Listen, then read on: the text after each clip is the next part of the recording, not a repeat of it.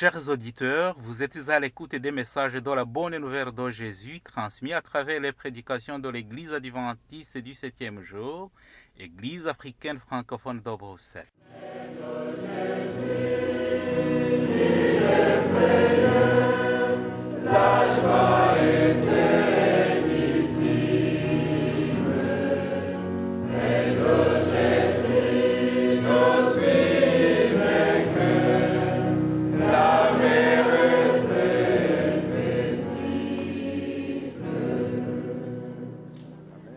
C'est ainsi qu'a commencé la bonne nouvelle de Jésus-Christ, le Fils de Dieu. C'est là ce qui est écrit dans le livre du prophète Ésaïe. J'enverrai mon messager devant toi, il te préparera le chemin. On entend la voix de quelqu'un qui crie dans le désert. Préparez le chemin pour le Seigneur, faites-lui des sentiers droits. Marc chapitre 1, verset 1 à 3. Itangiro ry'ubutumwa bwiza bwa Yesu Kristo, umwana w'Imana. Nk'uko byanditswe n'umuhanuzi Yesaya, ngo nuko ndenda gutuma integuza yanjye mbere yawe, izatunganya inzira yawe.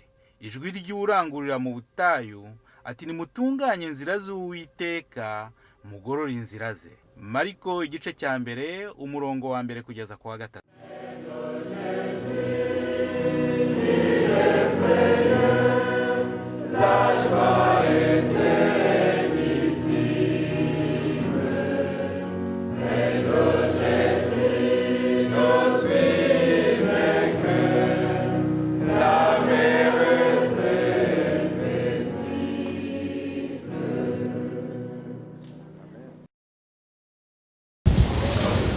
ndabaramukije mu izina rya Data twese n'Umwana n'Umwuka wera.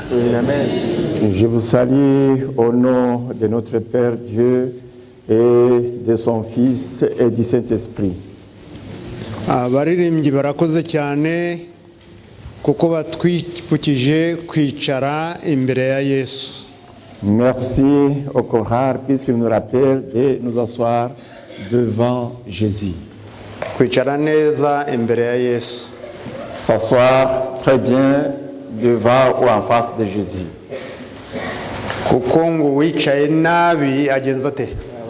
Est-ce que celui qui s'assoit mal, c'est ça comment? Donc, turirimba kwicara imbere ya Yesu, nous ariko chantons rimwe na de nous rimwe asseoir devant ari ugutera Jésus. waraza. Mais quelquefois, nous ne le disons pas avec conformité. Ntabwo kwicara imbere ya Yesu byoroshye. C'est pas facile de s'asseoir en face de Jésus ou devant Jésus. Ntabwo byoroshye nk'uko mubyibwira. C'est pas facile comme vous le pensez. Ntabwo byoroshye nk'uko ubyibwira nk'uko mbyibwira. C'est pas facile comme tu le penses ou comme je le pense moi.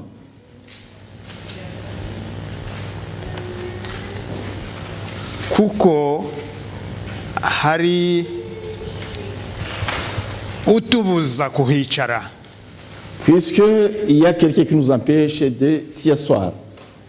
Kuko hari uwari uhicaye iyo ntebe ayifite noneho akahava.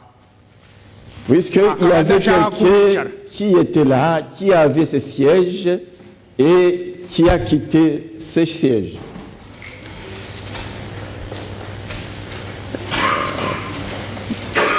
Ku itariki ya 8 z'uku kwezi azaba ari umunsi ku isi yose w'abari n'abategarugori.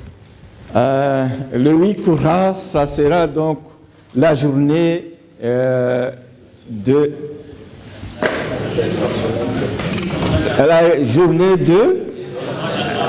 La journée mondiale de la déclaration de la femme. Des droits de la femme du moins.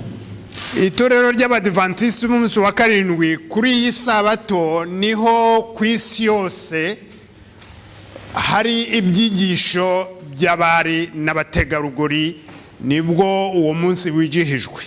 Donc dans l'église adventiste du 7e jour, cette journée a été commémorée aujourd'hui. ku itorero ry'abadivantisiti by'umwihariko, particulièrement à l'église adventiste, rishyira agaciro ndetse rivuga cyane uruhare rw'umwari n'umutegarugori mu murimo w'Imana. il donne la valeur donc à l'œuvre de la femme dans l'œuvre de Dieu, ou donc à la fonction de la femme dans l'œuvre de Dieu. Abari n'abategarugori muri aha ngaha mumwenyure mushyize ibiganza hejuru turebe. Donc les femmes mwenyura ushyize ibiganza hejuru, leur demande de sourire à lever les mains ahimbazwe, pour que Dieu l'Éternel soit glorifié. Uwiteka ahimbazwe kuko ndi umwari n'umutegarugori. Que l'Éternel soit loué puisque je suis une fille et une femme.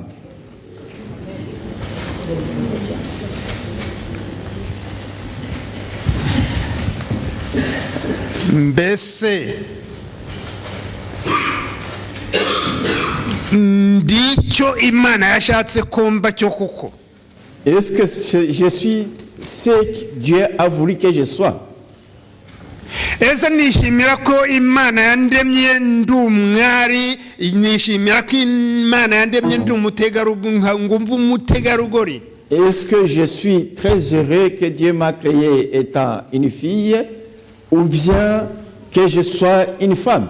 Iyo ntambuka mu nzira numva mbyishimiye. Et quand je marche en chemin, je suis content, je suis heureux de ça.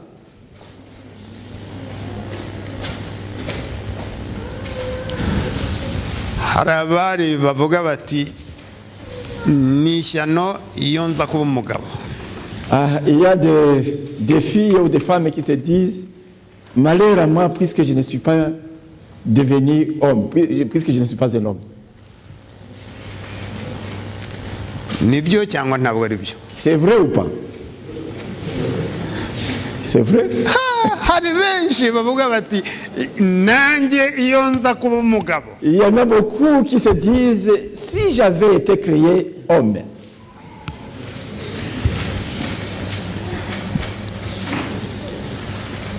Ou bien qui aurait choisi d'être homme au lieu d'être créé comme état de sexe féminin. Urugamba rushize kera rugenza rute? La guerre qui perdure ou qui dure longtemps, de soi-même les héros. Akangaka ugatahana nibura nugira nibagiro byose, ariko akangaka ugatahana urugamba rushize kera ruhinyiza intwari. Donc la guerre qui dure longtemps ou le combat qui perdure, de soi-même les courageux. Kuri uyu munsi w'abari n'abategarugori, ndagira ngo twongere twibukiranye tujye muri Edeni. Ce jour donc des droits de la femme, de la journée des droits de la femme, je voudrais à ce qu'on jette un coup d'œil à l'Éden, au jardin d'Éden. Mbonereho gusubiza ndetse no kwimbika mu bibazo bimaze iminsi by'impuha, bimaze iminsi abantu bafite ingingimira, ndetse hari ibibwirizwa bimwe biri gutigisa i Kigali ubu ngubu. Et à partir de cela, je vais trouver comment répondre à certains problèmes qui se posent, à certaines discussions qui sont en train de se passer, même qu'il faut trembler le monde et qui se passe actuellement à Kigali. Nabonye amatelefone ageze ku 10 kuva muri Uganda. J'ai reçu 10 coups de fil de téléphone venant de l'Ouganda. Mbona amatelefone ageze kuri 20 kuva mu Rwanda. J'ai eu 10 appels, 20 appels venant du Rwanda. Mbona abandi ku rubuga dusangiyeho hano mu byigisho bibaza ngo kuki ntacyo tuvuga, kuki ngo mbese umugore ko yibasiwe. Et certains groupes dont je fais partie m'ont posé des questions. Pourquoi est-ce que normalement la femme est menacée? Bigatuma ndetse ahari bamwe n'amatorero amwe mu Rwanda ubu ngubu bari kugenda babyikingiriza bakayafunga. Et à cause de cela, certaines églises au Rwanda sont en train d'être fermées. Mwibuke ko umwuka w'ubuhanuzi avuga yuko ubutumwa buzarangizwa n'abakorerabushake. Souvenez-vous que ce sont des volontaires, l'esprit de prophétie nous dit que ce sont les volontaires qui finiront l'œuvre de Dieu. Ariko uyu munsi wa none amatorero hari amategeko ari gutorwa yuko utazongera guhagarara ku ruhimbi udafite icyeta cy'ubupasitori. Mais aujourd'hui, il y a des églises qui se sont déjà déclarées qu'on ne pourra plus se tenir ici devant le tabernacle n'ayant pas été consacré pasteur. Bigashyira bikampa igitekerezo cya kera igihe Bibiliya yasomwaga na padiri gusa ari we uri ku ruhimbi nta wundi mukristo wari ufite uburenganzira bwo kuyisoma. Et ça me rappelle les temps anciens car c'est le prêtre qui avait seulement le droit de lire la Bible et de se tenir au tabernacle. Niba wibwiraga yuko amazi akiri yayandi uroge magazi kuko umuraba ni muremure ugutegereje. Si tu te disais que la situation est telle qu'elle était dans l'ancien temps, faites attention, les temps ont changé.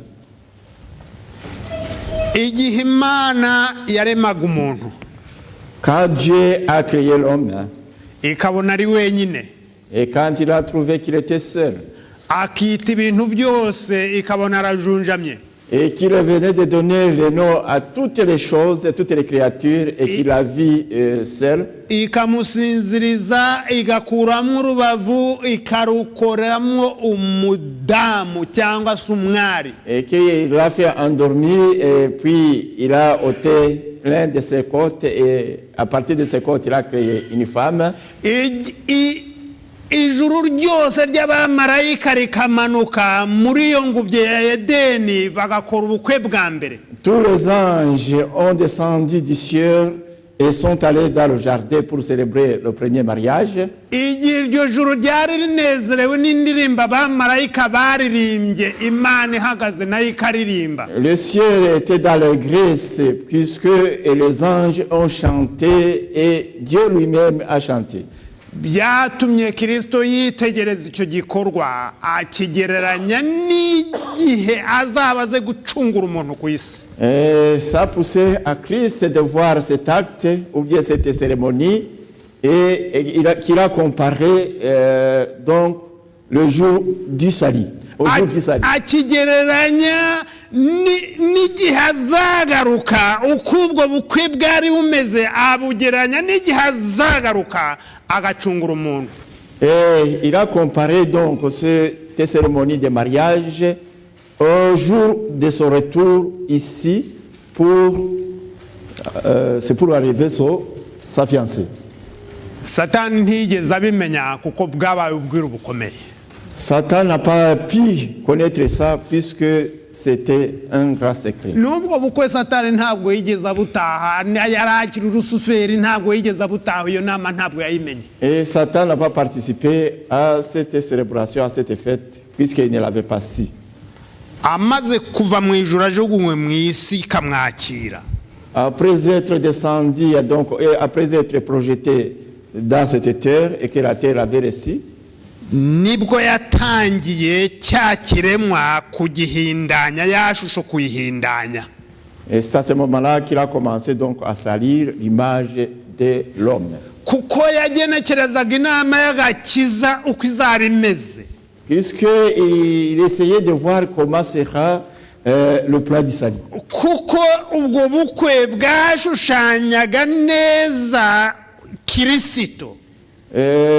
Puisque ce mariage ou bien cette fête de mariage illustrait juste Christ. Nicyo cyatumye iyo shusho ashaka kwirandura. Raison pour laquelle il a voulu déraciner cette image. Mwese muzi ko iyo umuntu akubwiye ngo usa nabi Vous savez Ah, tous, quand on vous dit byakunezeza. que vous êtes sale, ou bien vous ne ressemblez pas bien, bon, buri wese akunda gusa neza.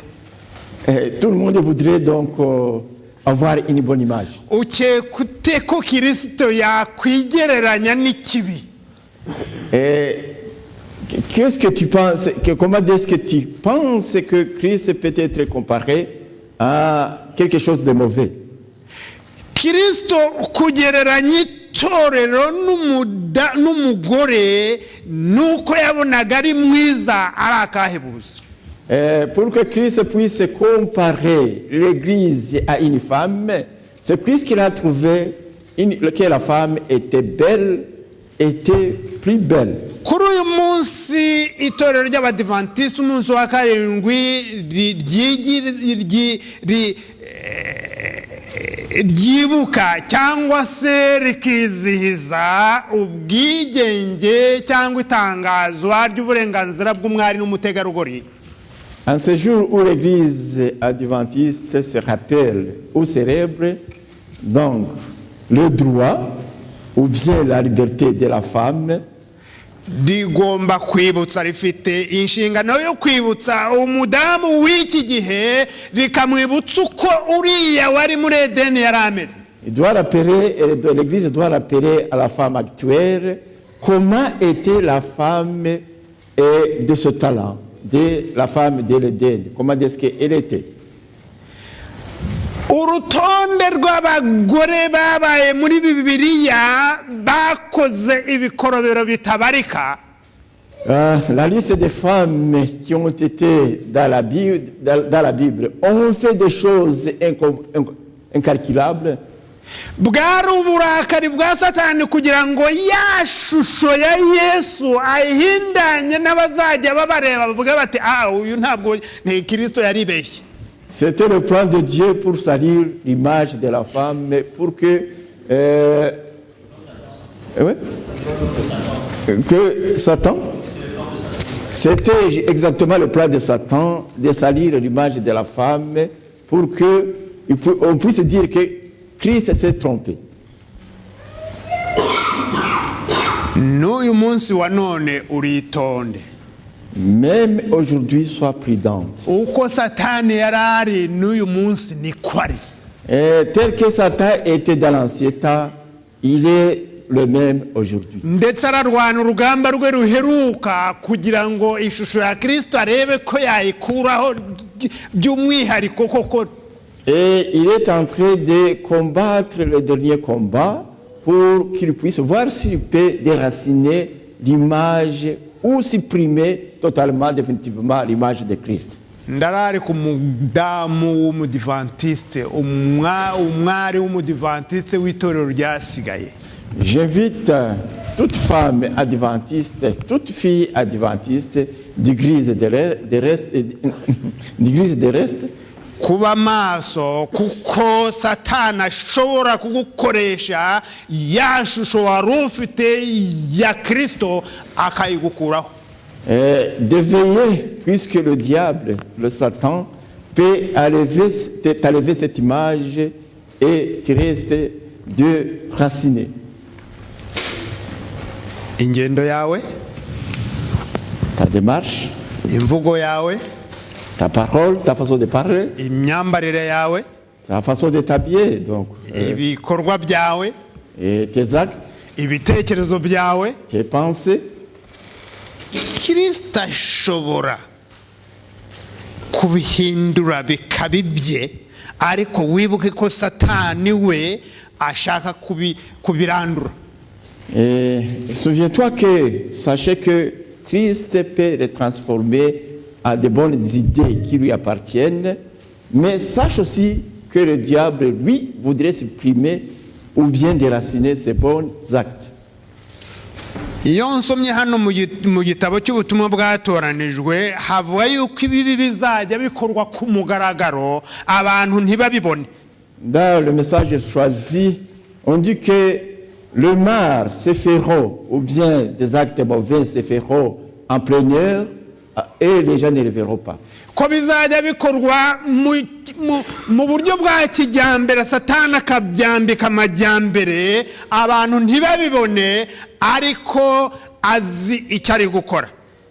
Et exactement, Satan va aveugler les gens pour qu'ils ne puissent pas voir ce qui est en train de se passer, puisqu'ils vont attribuer ça au progrès. Niyo mpamvu muri iki gihe abadamu, Raison pour laquelle ces derniers temps, les femmes bari kurwanira uburenganzira bwabo ariko bubica bubakura kuri ya shusho ya Kristo. Ils sont en train de lutter pour leurs droits, mais également, à cause de ça, ils sont en train de s'éloigner de Christ. Kuko nyewe ndi umubwirizabutumwa w'ubushake ntawe ujya kunyubikira imbehe, ibi ndabivuga nshize amanga. Puisque moi je suis un prédicateur ou bien un évangéliste volontaire, je le dis puisque je ne crains rien, personne ne va... je ne travaille pas pour un salaire quelconque. Igihe Imana yaremaga umudamu n'umugabo yarababwiye ngo mubyare mwororoke mwuzure isi. Lorsque Dieu créa l'homme et la femme, il leur a dit de se multiplier et de remplir la terre. Urukundo rw'umugabo n'umugore rwagaragazaga urukundo Kristo akunda itorero, urukundo azacunguramo abantu. L'amour entre la femme et son mari représentait ou bien montrait l'amour que Christ a pour son Église et pour le plan du salut. Niba uri umudamu cyangwa uri umukobwa ukaba noneho ushaka kubana n'undi mukobwa mugenzi wawe, si tu es une fille qui voudrait se marier avec une autre fille, niba uri umusore ukaba ushaka noneho guhindura ukabana n'umusore mugenzi wawe, noneho ya shusho bwabukwe bwaremwe Edeni ukaba urabushenye. Donc, si tu es un garçon qui voudrait vivre ou qui voudrait te marier avec un autre garçon, c'est-à-dire que tu détruis l'image du mariage qui a eu lieu à l'Éden. Ubwo noneho ni ukuvuga ko umudamu nta gaciro aba agifite. C'est-à-dire que en ce moment-là, la femme n'aura plus de valeur.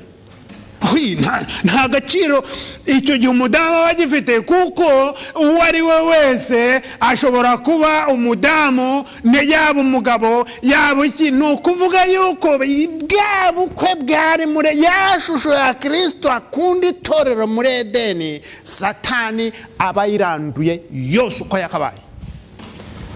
C'est-à-dire que dans des cas pareils, Satan parvient à déraciner l'image ou bien à supprimer l'image du mariage qui a eu lieu dans l'Éden, et l'image aussi de Christ.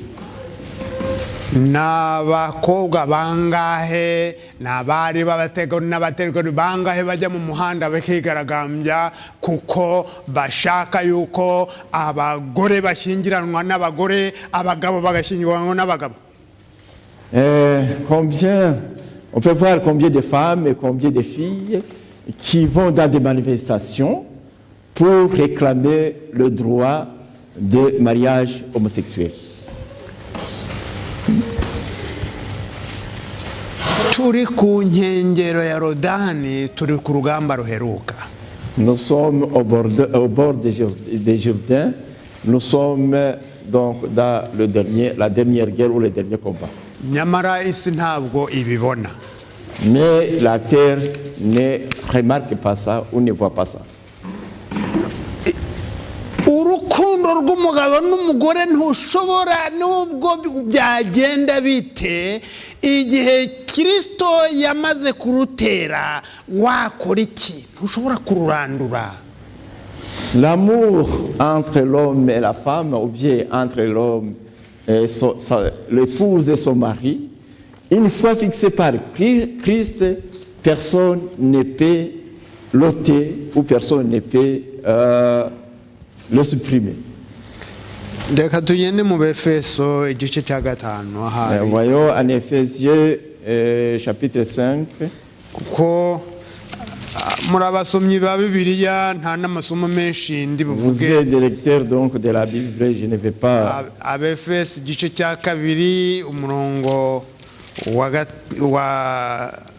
igice cya gatanu umurongo wa 22. Éphésiens chapitre 5, verset 22.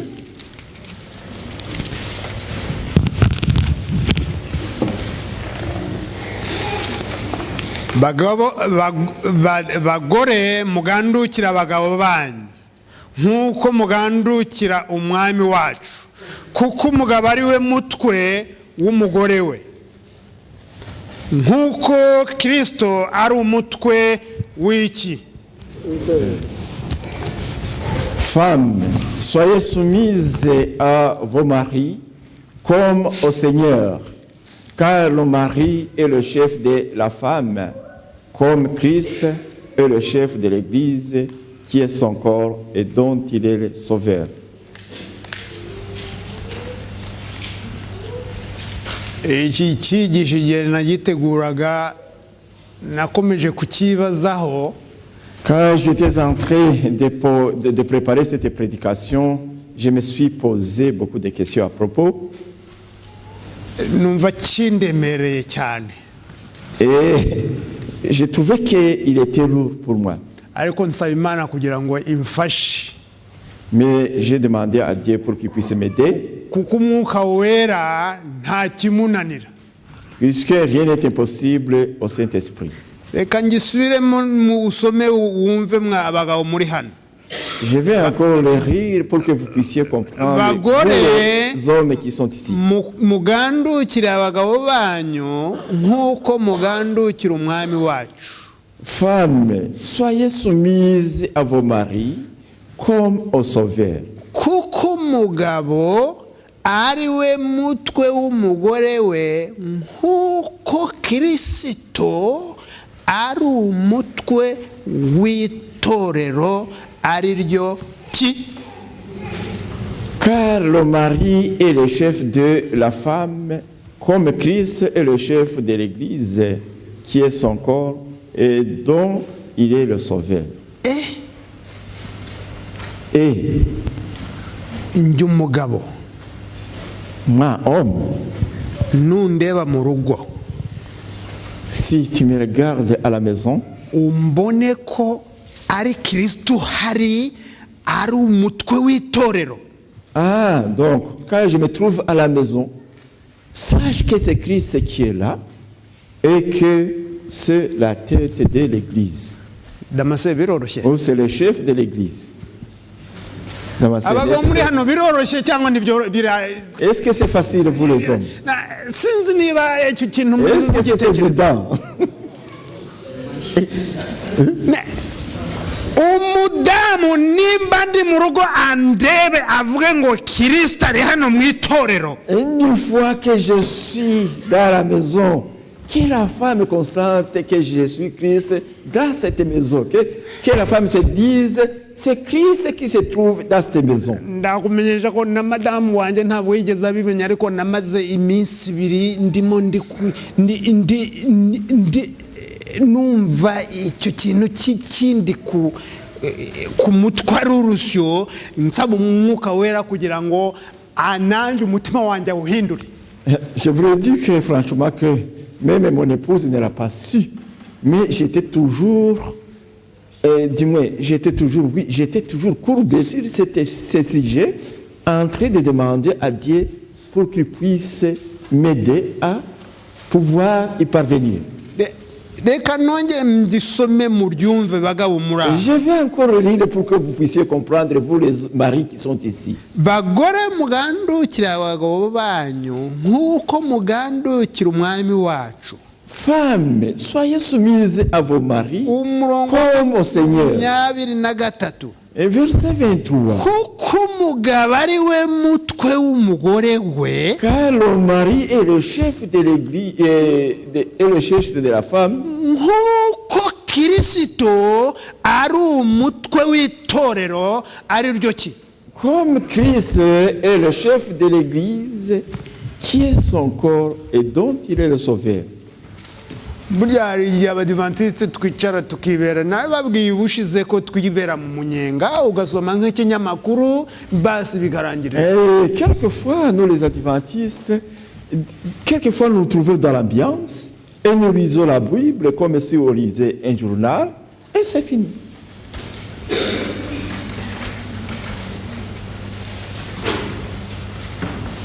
nk'uko kirisito ari umutwe w'itorero ryo mubiri we, mwibuka Adamu ko yavuze ngo iri ni igufa ni akarakomu azitwa iki kuko yakuwe mu ki. Donc, souvenez-vous que Christ a dit que c'est l'os de mon os et le sang de mon... C'est encore... Verset combien encore? C'est l'os de mon os, le sang de mon sang et encore... Je ne tiens pas du tout, hein, ça ne vient pas si facilement comme je l'aurais dit dans ma langue maternelle. Donc, ce verset encore, Genèse 2, verset combien? nta mutoza w'umuhanga ukinisha abakinnyi b'ibigarashi. Donc, il n'y a pas un entraîneur intelligent qui fait jouer deux joueurs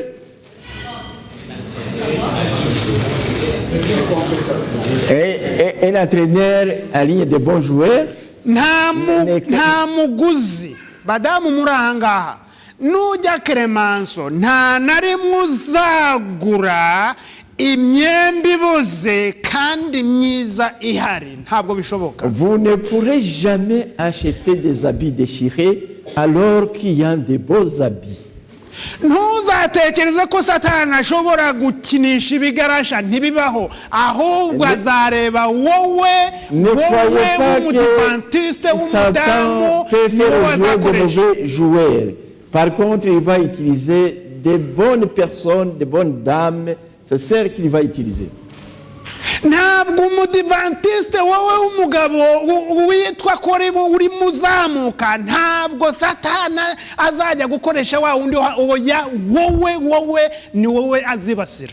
Donc Satan va toujours veiller, ou bien il va poursuivre celui qu'il voit qu'il est vaillant, qui voudrait travailler.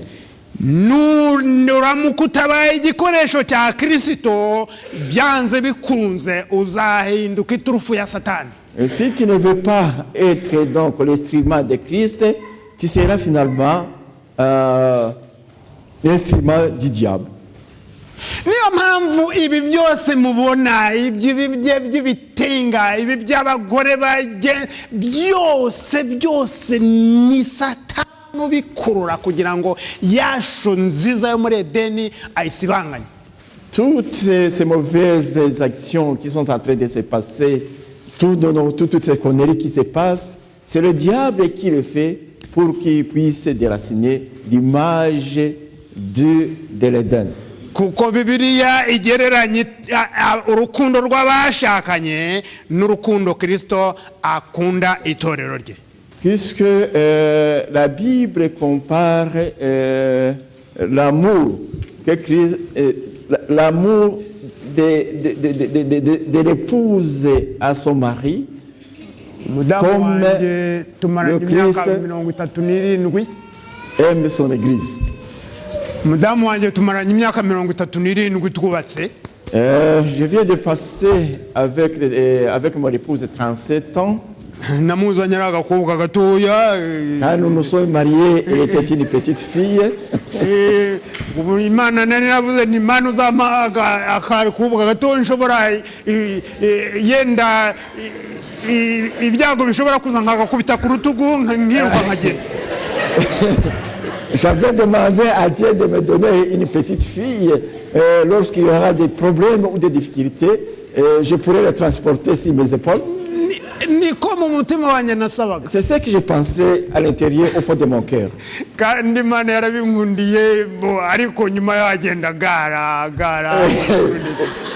Dieu exactement me l'avait accordé, mais elle a grandi, elle a grossi, elle a grandi. dushobora gutongana nk'uko izo mu nzu Nous pouvons nous quereller, ariko nta na rimwe mais jamais. ibanga ry'urugo buryo ushobora kurimenera undi wese. Pardon? nta na rimwe ushobora kumenera ibanga undi umuntu wese. Ah, donc on ne peut jamais divulguer le secret de la famille à qui que ce soit. burya n'abatandukana ntushobora kumubaza iki cyapfuye n'umugore we cyangwa umugabo ngo azakikubwire ntibibaho. Même ceux qui divorcent ne peuvent jamais divulguer le pourquoi de leur divorce. ngurwo urukundo hagati ya Kristo n'itorero. Voilà l'amour entre le Christ et son Église. abadamu ntabwo ntimuzi agaciro ko muri zahabu ya yindi iyunguruye yamaze kunyuzwa mu ruganda. Vous, les femmes, vous ne savez pas que vous êtes d'une valeur de l'or qui a été épuré, qui a passé par l'usine d'épuration. kuko Yesu ntabwo ashobora kwigereranya n'ikintu kibi, ntabwo bishoboka. Puisque Satan ne peut pas se comparer à une mauvaise chose. ibiremwa byose niwe yabiremye. Non, Jésus ne peut pas se comparer à une mauvaise chose, puisque c'est lui qui a créé toutes les créatures. amaze areba ikiremwa cyiza gihebuje byose aba aricyo yigereranya nacyo. Donc il a regardé la créature la plus merveilleuse et il s'est comparé maze ubukwe à bwe cette bwo créature. gucungura umuntu abugereranya n'ikiremwa cy'umudamu cy'umugore. Et il a comparé donc le plat du sari à la créature qui est la femme. mu rugande iyo bavuze umugore Donc en langue ougandaise, quand on parle d'une femme, baba bavuze umugeni yaba umugabo cyangwa yaba umudamu. et à ce moment-là, on parle de la mariée, qu'il soit homme ou une femme ou la femme. iyo bavuze ngo abagore ni ukuvuga bavuga ubwo ni remariye couple cyangwa se ni Jean Pierre na Jeannette babita ngo bano ni abagore. Ah, donc quand on voudrait parler de la femme, parler d'un couple, on dit que ce sont des femmes. iyo bavuze ngo Jean Pierre na Jeannette ni mureke abagore binjire, iyo bavuze mureke abagore binjire ni ukuvuga ni umugabo n'umugore nabwo nibo bagore. Bon, donc quand on voudrait parler d'un couple, on parle des femmes. Si on disait par exemple Jean-Pierre et Jeannette, laissez les femmes entrer. Donc à ce moment-là, ce sont les couples dont on parle. ubwo kandi ubwo ari babiri ni ukuvuga ko bakoze itorero rya Kristo akaba ari ijuru rito.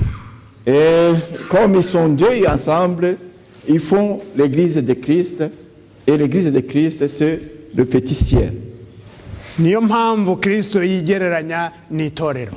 Raison pour laquelle Christ se compare. niyo mpamvu Kristo itorero rye ariregereranya nabo n'iryo juru ritoya. Raison pour laquelle Christ compare donc son église à ce petit ciel.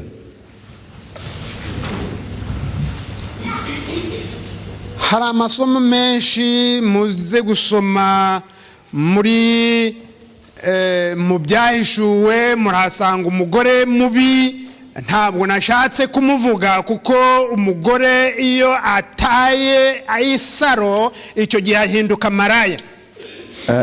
Donc vous allez lire dans l'Apocalypse des mauvaises femmes. Là vous allez trouver un épisode ou bien une histoire qui parle d'une mauvaise femme. puisque une femme qui était merveilleuse, qui était belle, quand elle devient méchante, elle devient prostituée.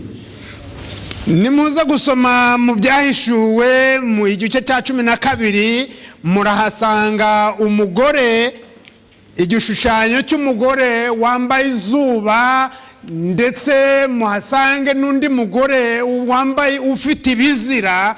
Umugore wambaye izuba n'itorero rya Kristo ryasigaye. Donc à lisant en Apocalypse 12, vous allez trouver une femme qui porte donc le soleil, qui est l'image de l'église de Christ, de Christ, qui est l'image de l'église terrestre. Et vous allez aussi trouver une femme encore de mauvaise, qui porte, je ne sais, des choses impudiques, qui est exactement est l'image du diable. Nimuza gusoma muri Zakariya igice cya 5 muri uhasanga undi mugore, ariko we tuzagarukaho yenda ikindi. En Zacharie chapitre 5, vous allez trouver une autre femme, mais dont on n'a pas parlé aujourd'hui, on y reviendra. Hari umugore w'ibati upfunduwe, hari umutemeri w'ibati upfunduwe, hakaba umugore wicaye mu imbere mu ndengo.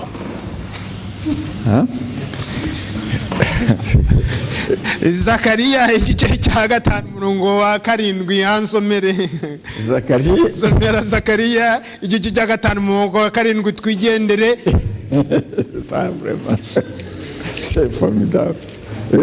Zacharie ko turi kwihuta igice cya 5 umurongo wa 7 uhageze yahasoma kuko 5 umurongo wa 7. Bon, chapitre 5, Zacharie, chapitre 5, verset 7. Il est écrit: et voici une masse de plomb s'éleva, et il avait une femme assise au milieu d'éléphants. Voilà. Et voici une masse de plomb s'éleva, et il y avait une femme assise au milieu d'éléphants. Ibyahishuwe uwo mugore wicaye mu ndengo, wicaye imbere, uwo tuzamureba impamvu. Et cette femme donc qui est assise au milieu d'éléphants, on verra ses raisons. Ariko hari undi wo mu byahishuwe igice cya 17 wicaye ku nyamaswa itukura ifite. Il y a un autre donc qui est l'Apocalypse chapitre 17.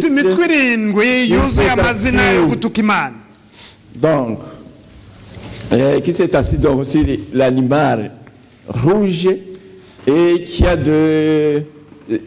est sur cette colline et qui porte des noms de blasphème sur sa tête.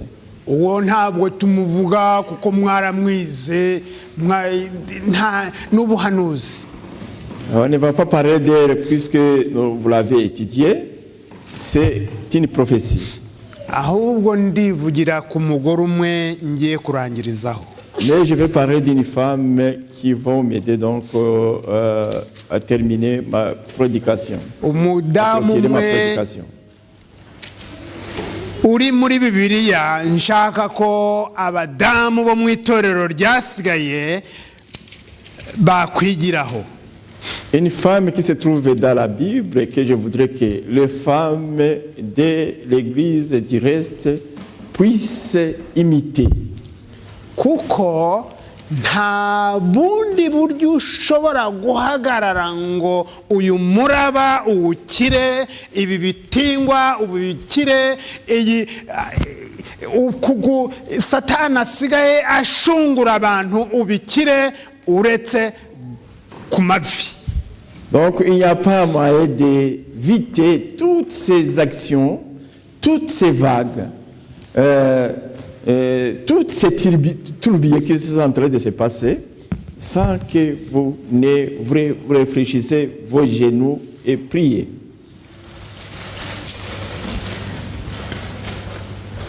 muri Samweli igice cya mbere hari igitekerezo cy'itorero ryasigaye. Dans Samuel, dans 1 Samuel, chapitre 1, il y a donc une histoire ou bien un épisode de l'église du reste. Murahasanga itorero ryasigaye mu gice cya mbere cya Samweli. Vous allez y trouver dans Samuel, 1 Samuel, chapitre 1er, donc vous allez y trouver l'église du reste. Murahasanga itorero ryari ingumba ritabyara. Vous allez y trouver une église qui était stérile et qui ne mettait pas au monde. Murahasanga itorero ritabatiza. Vous y trouverez une église qui ne baptise pas. Murahasanga umudamu witwa Hana. Vous y trouverez une dame qui s'appelle Anna. Kandi mwibuke ko umugore Hana ashushanya itorero. Et souvenez-vous que la dame Anne est l'image d'une église. Hari undi mugore witwa Penina buri gihe ngo yari afite abana 10 ariko buri gihe yari yaramubujije kamino ku karubanda. Mais il y avait l'autre femme qui s'appelait Pénine qui la tourmentait. Ngo yava gukura abana ku ishuri akazagara hejuru y'urugo mbese Hana waramutse abana bamutse nabo bagiye ku ishuri. Donc quand il venait de ramener les enfants de l'école, puisqu'il en avait 10, yava kugurira abana biscuit akaza mbese Hana wagurira abana biscuit wibutse kubagurira biscuit. Elle mortifiait toujours Anne, en lui disant si elle avait acheté aussi des biscuits à ses enfants. Agakomeza amucumita iyo nkota buri munsi. Il a mortifié cette épée chaque fois. Nkuko nawe uri umudivantiste imico yawe buri gihe ahanze bazahora bagusomba ibikwasi. Comme toi tu es adventiste du 7e jour, ceux qui t'entourent vont toujours te mortifier. Maze ajya mu rusengero. Un jour il alla à l'église.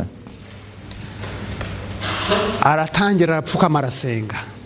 Et il a fléchi les genoux, il a commencé à prier. Maze umutambyi witwa Eli kandi mwibuke yuko ngo Eli yari umutambyi yari yarasutswe amavuta ariko yaratangiye kugenda asubira inyuma.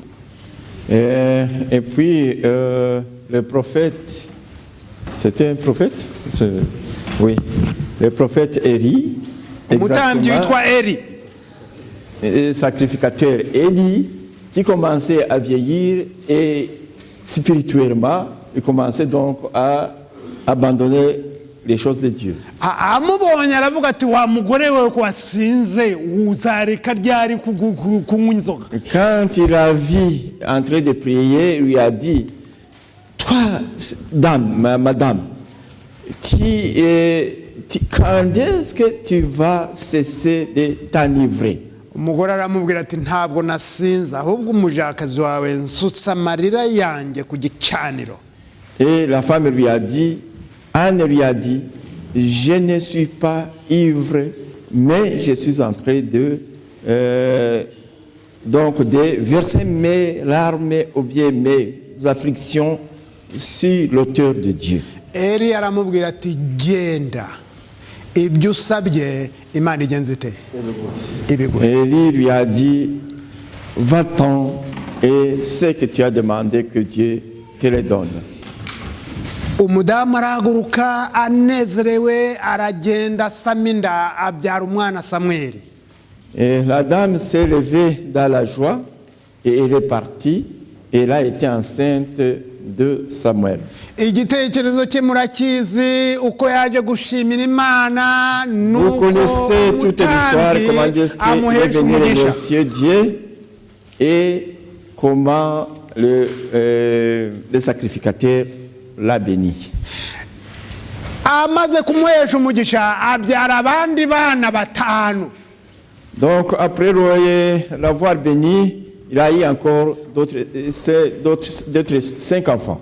uwo yari yarabyaye wundi Samweli we muri abo batanu ntiyari arimo kuko yari ingarigari y'Imana. Puisque Samuel, lui, ne lui appartenait plus, il avait été sacrifié à Dieu. Kuko Hana yari itorero rikiranuka.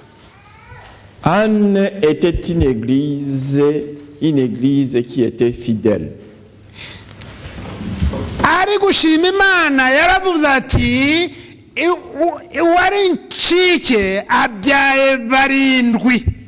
Donc, en remerciant Dieu, il a dit, celle qui était stérile a mis au monde 7 enfants. Ko yabyaye Bibiliya ivuga ngo yabyaye abana batanu. La Bible dit None we qu'il a ashimye avuga mis au barindwi. monde 5 enfants. Abo babiri bandi bavuye. Il remercie en disant, en parlant de cet enfant, d'où sont venus ces 2 autres. Wibuke ko Penina yari afite abana 10. Rappelle-toi, souviens-toi que Pénine avait 10 enfants. Igihe yabyaraga umwana ukurikira Samweli, Penina yapfushije abana babiri. Lorsque Anne a eu l'enfant qui vient après Samuel, Pénine a perdu des enfants. Amaze gupfusha abana babiri, aratangira aravuga ati wa mugore ubanza ari umurozi. Et alors, quand elle a perdu ses 2 enfants, elle a commencé à chanter. Ntabwo yababajwe n'abo bana apfushije, ahubwo yababajwe n'umwana wa kabiri Hana yabyaye ndetse amwita umurozi ko abe bapfuye we akaba abonye umwana. Donc, elle ne souffrait pas puisqu'elle venait de perdre 2 enfants, mais par contre, elle souffrait puisqu'Anne venait d'avoir un 2e enfant. Igihe yabyaraga umwana wa gatatu, abana babiri ba Penina barongeye barapfa. Et quand il a eu encore le 3e enfant, Anne a perdu encore 2 enfants. Hein? Mais Pénine, dis-moi, a perdu encore 2 enfants. Ubwo hasigaye bangahe? Il reste combien? Hasigaye batandatu. Il reste 6. Igihe yabyaraga undi, abandi nanone babiri bagenza bate barapfa. Lorsqu'il a eu... aratangira noneho asanu yibaza uko biri kugenda ndetse intonganya ziba nyinshi cyane. Alors, il a commencé à se poser beaucoup de questions quand il voyait que ses enfants étaient en train de mourir. Chaque fois que Anne mettait au monde un enfant, yari afite Bibiliya mu busobanuro bwa Bibiliya haravuga ngo Penina yari afite umutima wa wundi w'ubugome nka wa mugore wo mu Byahishuwe 17.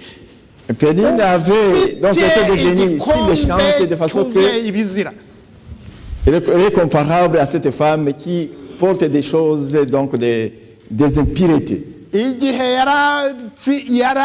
yabonaga Penina twite umwana wa gatanu, yabonaga Hana twite umwana wa gatanu, quand il a constaté que Anne était enceinte d'un 5e enfant, aratekereza aravuga ati ubu noneho n'ubwa nyuma kuko abana 8 banjye bose barashize n'abangaba ngenje gute. Quand il a vu que Anne avait été enceinte de 5e enfant, il s'est dit c'est fini, mes 8 enfants sont déjà morts, maintenant il faut que je lui donne encore les 2 restants. Aratangira azana ya picha y'ukuntu yajyaga aza guhagarara kw'irembi we. Il a commencé, il s'est rappelé de l'image de comment est-ce qu'il venait s'arrêter. Aratangira azana muwarota uko yajyaga amushinyagurira. Il s'est souvenu, il s'est rappelé de comment il a mortifié. Et puis il s'est dit, quoi qu'il en soit, je dois aller devant elle, lui demander pardon.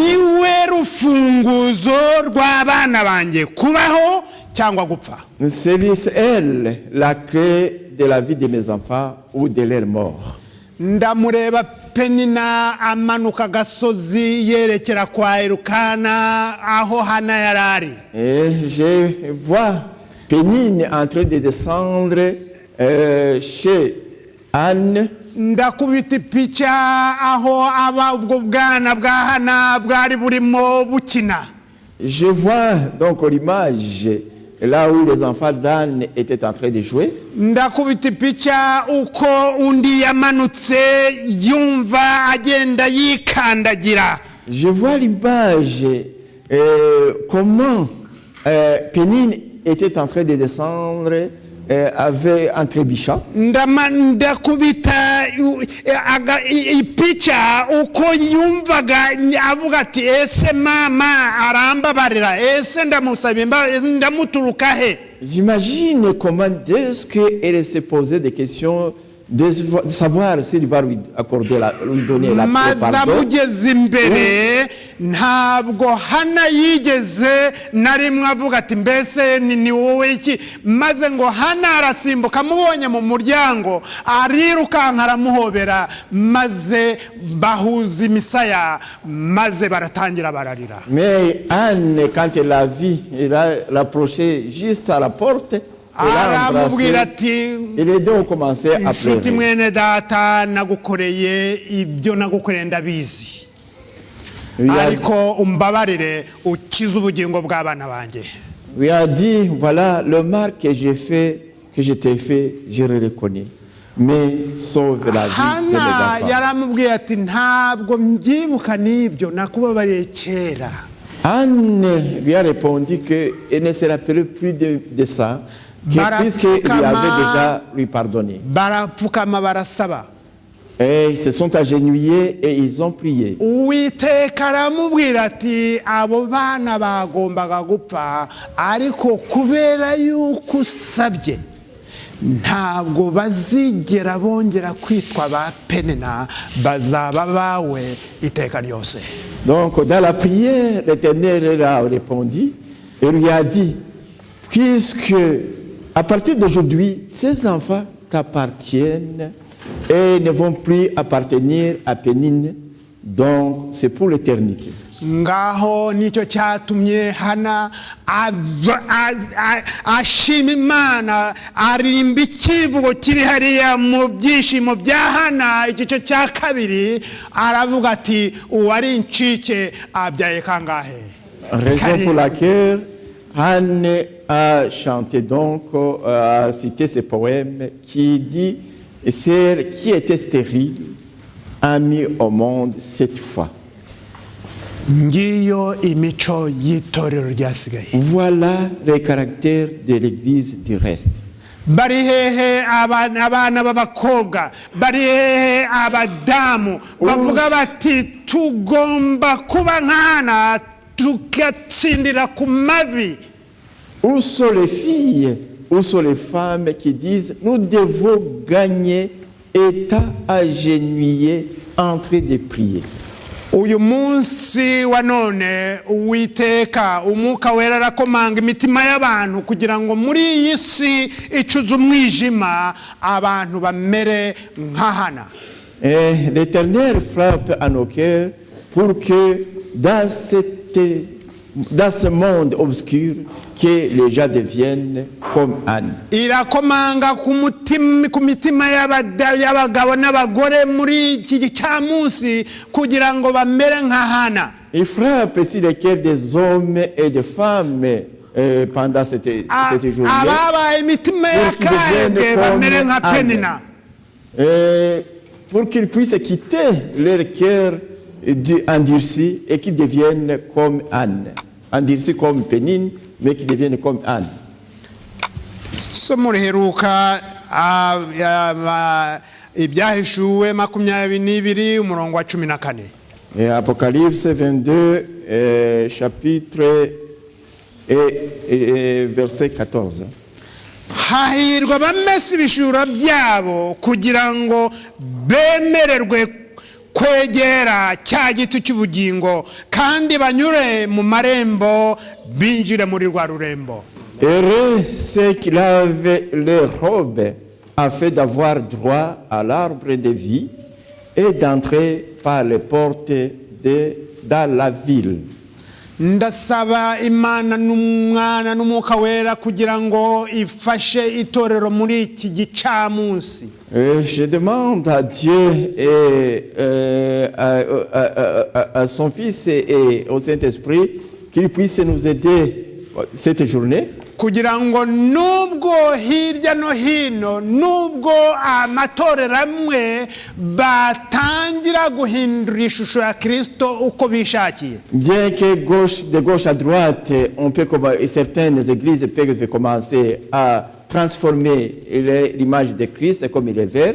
Uhagarare uri umwari uri umutegarugori uvuga uti ndi ishusho ya Kristo. Pour que tu puisses tenir debout ferme en disant, et ta femme, et ta homme, je suis l'image de Christ. Ndi ishusho ya Kristo. Je suis l'image de Christ. Nubona ibitingwa hirya ubabwira uti oya nge ndi ishusho ya Kristo. Quand tu vois donc des impudicités de gauche à droite, dis à eux, moi je suis l'image de Christ. Nubona inzangano hirya ubabwira uti oya nge ndi ishusho ya Kristo kuko niwe rukundo. Là, si tu vois la haine de gauche à droite, dis moi je suis l'image de Christ puisque lui c'est lui l'amour. Nubona za bombori uri umugabo uvuga uti oya jewe nkuko Kristo ari umutwe w'itorero nanjye nshaka kuba nkawe. S'il y a des zizanies de gauche à droite, dites-moi, je suis à l'image de Christ, je voudrais être comme Christ.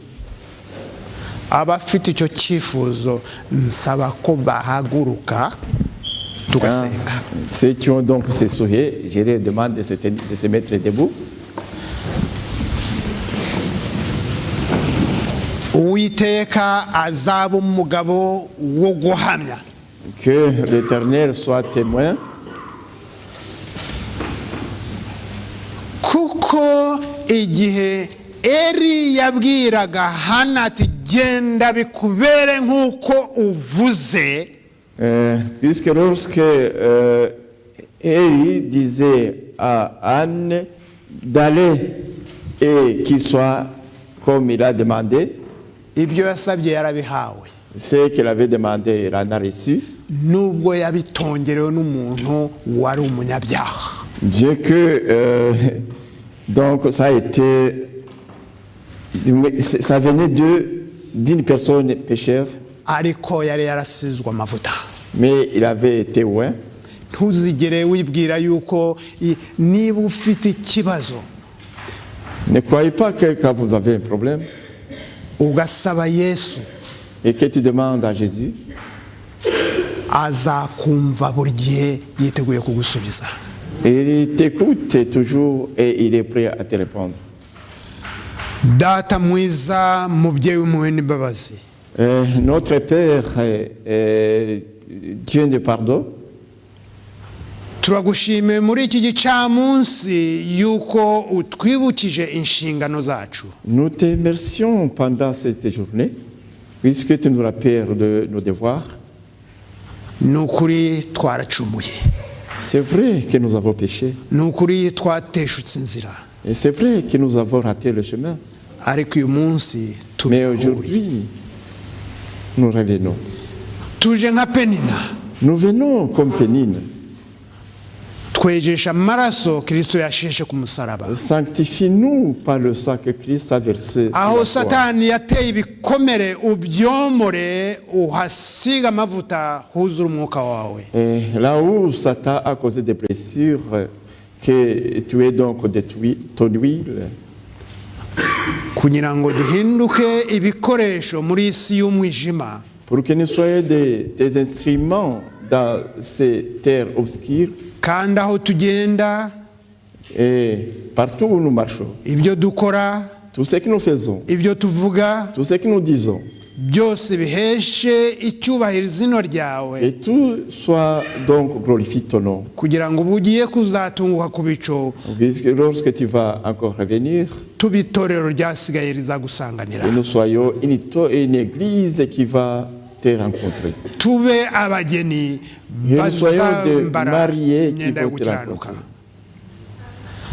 udusezerera amahoro